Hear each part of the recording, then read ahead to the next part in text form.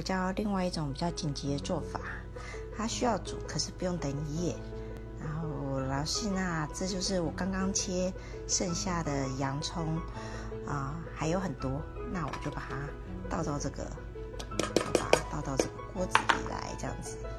然后我再加一些姜，因为这是要煮的，所以那 soak， 所以其实也不用铺陈。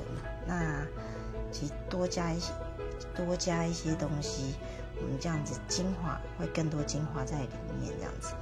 然后再来也是一样，要加满蜂蜜，尽量把表面铺好，这样子。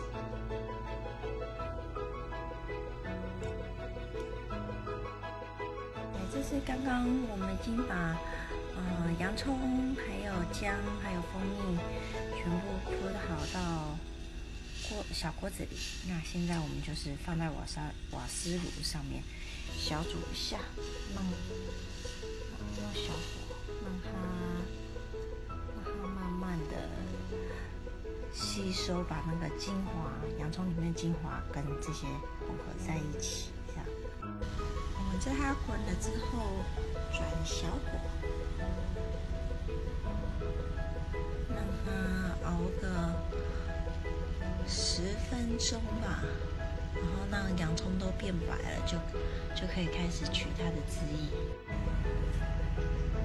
这样子的程度就好了，已经非常的滚，然后你看它的汁液其实只有一点点，再煮就会不见，所以这样子就好了。其实不到10分钟，你这样子就可以拿它的汁液来装了。是那个小小的玻璃罐，因为好像也这不到1颗啦，煮出来真的汁很少，大家可以斟酌看用多一点还是多煮咯。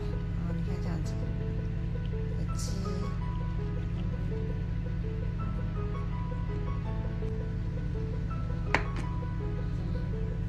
这样几乎1颗放出来的汁就这么多，那这样到时候冰起来，你可以每2-3小时给你的小朋友吃一小口，刚我吃过，蛮好吃的哦。